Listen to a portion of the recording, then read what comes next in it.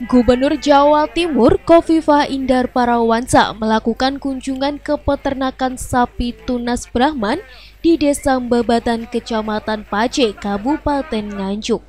Dalam kunjungannya, Khofifah ingin menunjukkan kepada masyarakat bahwa masih banyak peternak di Jawa Timur yang menyediakan hewan ternak yang sehat dan aman dari wabah penyakit mulut dan kuku. Seperti sejumlah hewan ternak yang tersedia di peternakan tunas Brahman ini.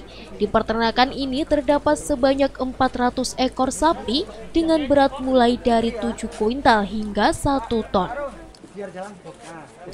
Selain sapi, di peternakan ini juga tersedia sebanyak 500 ekor kambing. Dari total hewan ternak yang tersedia, hampir 80% sudah dipesan oleh pembeli untuk hewan kurban.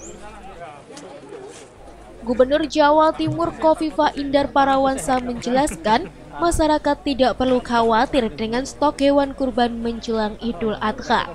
Sebab dari hasil peninjauan di sejumlah wilayah di Jawa Timur, masih banyak peternak yang menyediakan hewan sehat dan aman dari wabah penyakit mulut dan kuku.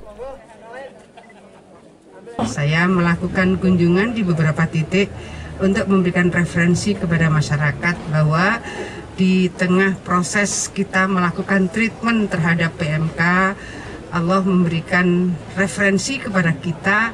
Ada tempat-tempat di mana ternak-ternak yang ada di Jawa Timur ini cukup sehat dan memenuhi syarat untuk dijadikan hewan kurban. Jadi saya rasa itu kawan-kawan sekalian, bahwa ada titik-titik di mana para bupati wali kota juga mohon menyampaikan kepada masyarakat untuk mengurangi kekhawatiran masyarakat terhadap stok hewan kurban yang sehat dan aman.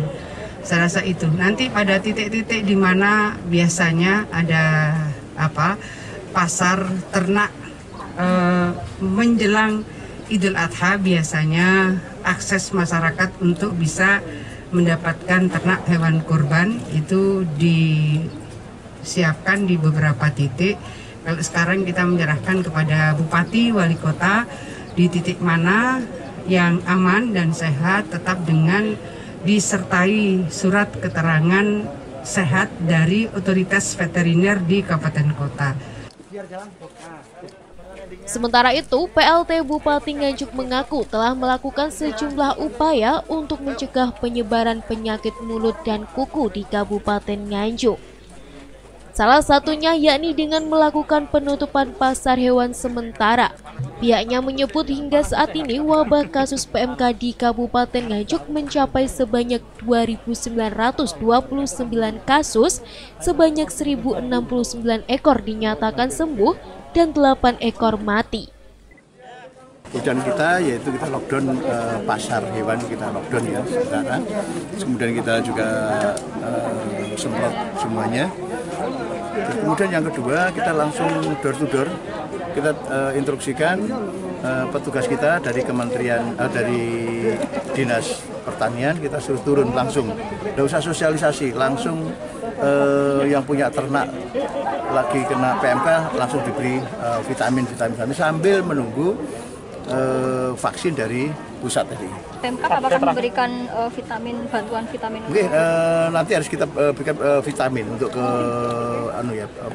ternak-ternak yang sakit itu ya, untuk mengurangi risiko ya. Sekarang ini alhamdulillah sudah lumayan.